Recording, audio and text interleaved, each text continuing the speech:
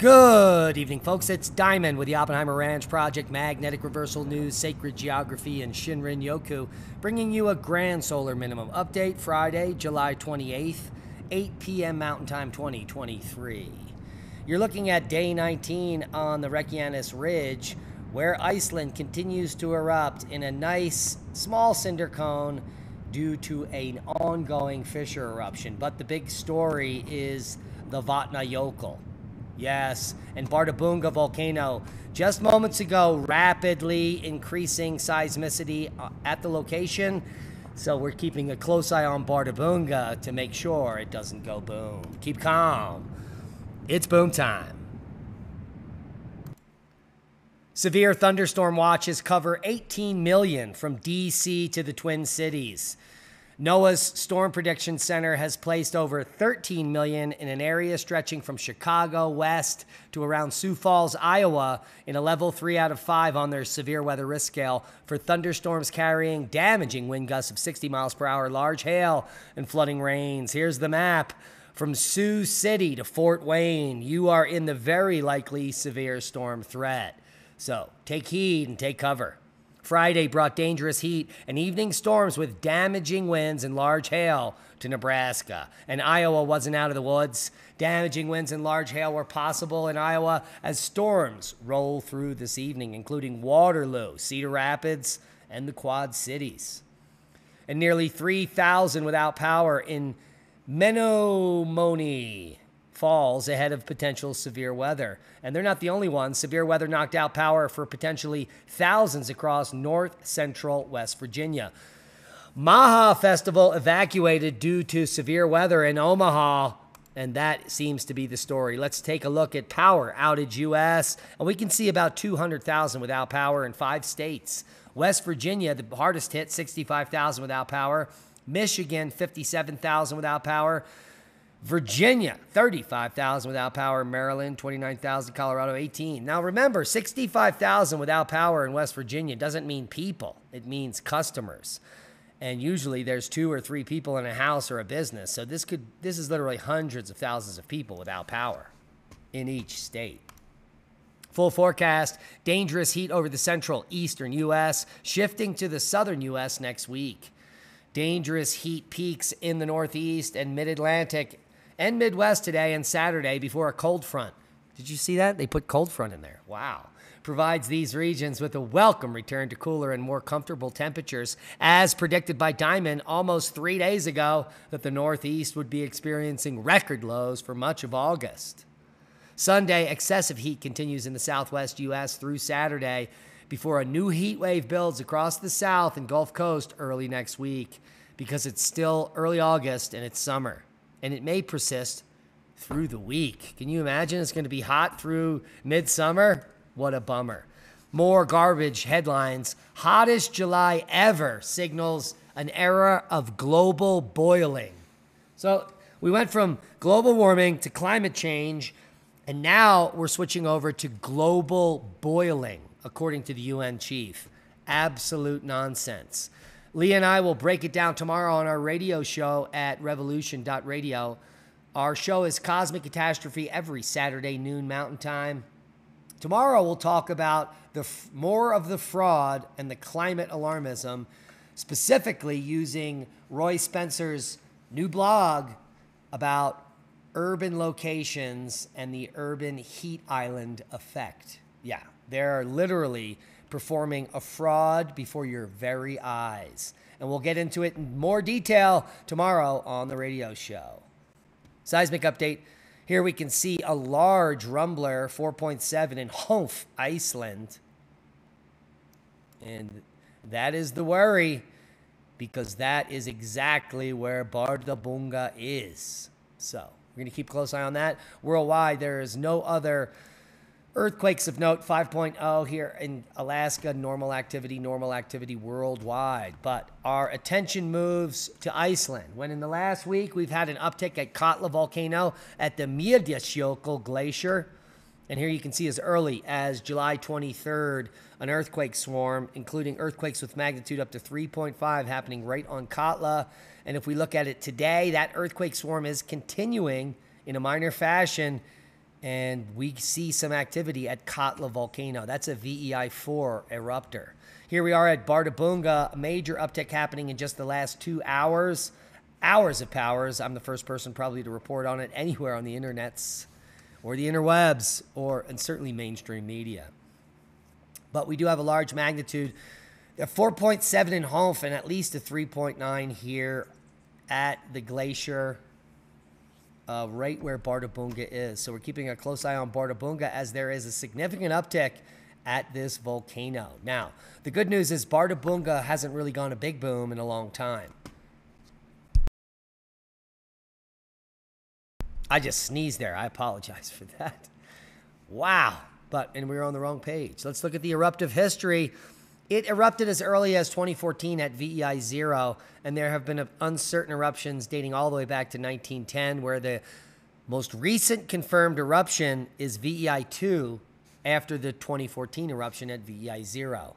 Some more VEI-2s sparsely in the past, which brings us back to 1477 February. A confirmed eruption at VEI-6. So Bárðarbunga has the propensity to go boom in a big way, but the next volcanic event will probably be a small hydrothermal or small eruptive event in the VEI 1 to 3 range, in my opinion. Worldwide Volcano News Update. There's more to talk about. Fuego, Merapi, Semeru, Bagana, Swanosima, and more. Swanosima to 6,000 feet. We've got Fuego to 15, Semeru to 14, Bagana to 16,000 feet. Take a look at Merapi. Intense glowing avalanches with risks of dome collapse that's remaining high. Let's take a look at it closer. Oh, beautiful. Look at that. Look at the dendritic pattern of the lava flow as it moves down the flank. Spectacular. We also have Santa Guito, Popo, and Chevaluche. Santa Guido to 14, Sangay to 19, Ubinus to 21,000, Popo to 19, Sabancaya to 20, Fuego to 15, and Chevaluche. The alert status has been raised to red. Let's take a look.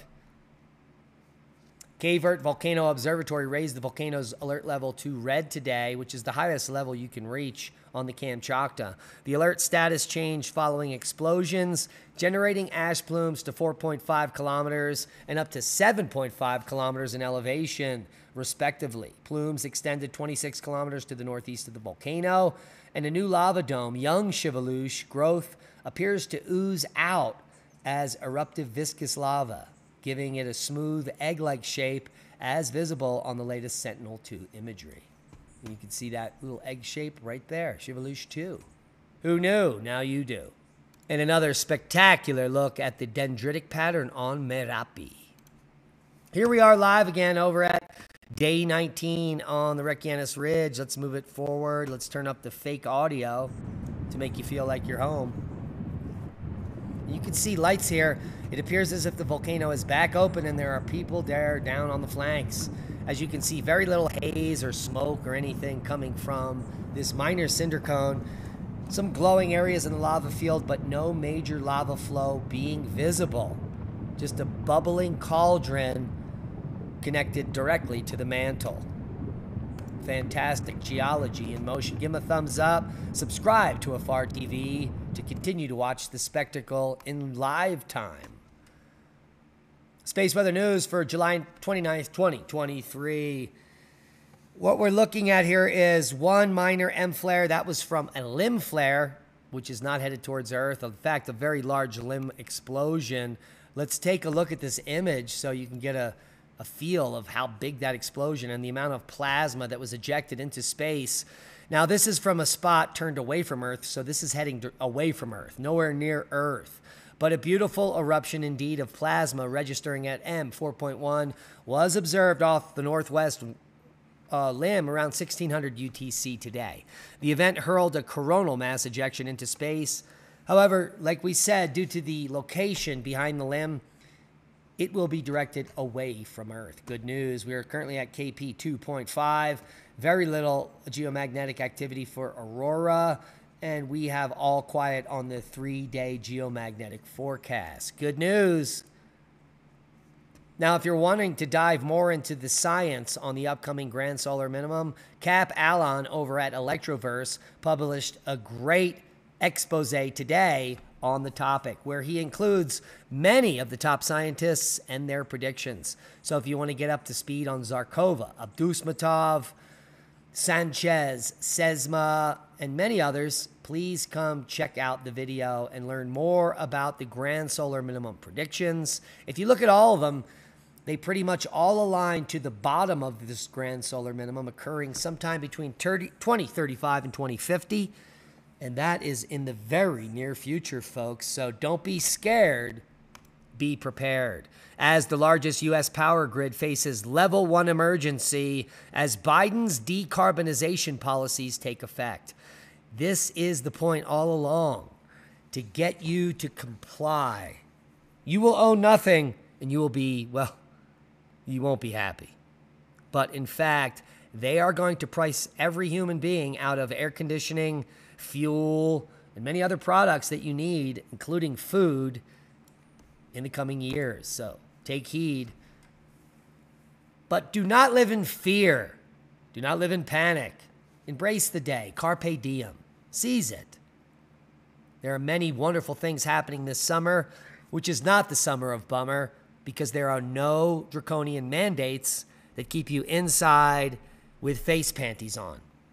In fact, on August 5th, if you live near northern Iowa, the Seed Savers Exchange benefit concert is kicking off for the first time since the Wu Flu scare. Yes, Saturday, August 5th, 2025. I think that should be 2023. It is. They have a typo there. Seed Savers Exchange is thrilled to bring back its magical benefit concert under the stars and among the gardens with singer and songwriters. And there's the list. It's $40 for tickets for pre-order. The date is July 30th, 2023 for a pre-order. And the event, again, is August 5th, 2023. I got to contact them and say they got a typo. Now, if you're more local to Colorado and you don't live in Iowa, the SC Seed and Wild Scenic Film Festival and New Moon Celebration is happening in Center, Colorado, which is just a few hours from here. It's a free community event celebrating the great things happening in the San Luis Valley, hosted by SC Seed, which hosts the San Luis Valley Seed Exchange, which we have been a member and a participator for years. And it's going to be an awesome event, and it's free. So go check it out if you're in the San Luis Valley, August 12th, Saturday, at the Frontier Drive-In. What could be better than some drive-in movies and a bunch of unity community? Jimmy Corsetti, we're blocked. Well, thank God. The biggest charlatan and scientific fraud on the internet doesn't like to hear what we say. The truth hurts, doesn't it, Jimmy? Your blood thickens and then clots. Where have I heard that before? Well, according to the lamestream media, this is what extreme heat can do to your body now due to climate change. And that's a boom to knowledge. Proper prior planning prevents piss poor performance. I hope you got something out of the video. Please share this video, as we are shadow banned and we need your help to grow. Become a Patreon. Support the work we do. We love you. And we'll leave you one link, a special paper here, Egyptian and European energy work, which includes information on Egyptian biogeometry, reclaiming the ancient science of spiritual vibration, by Robert J. Gilbert, PhD. Check it out. All the links will be below. Oh, and we love you. Be safe. And that is a boom.